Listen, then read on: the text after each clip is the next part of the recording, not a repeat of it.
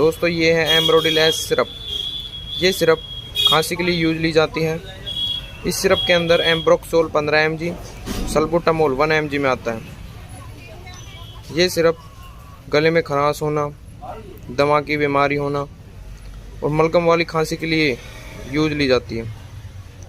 इसके मैन्युफैक्चर की बात करें तो इसे एरिस्टो कंपनी द्वारा बनाया जाता है।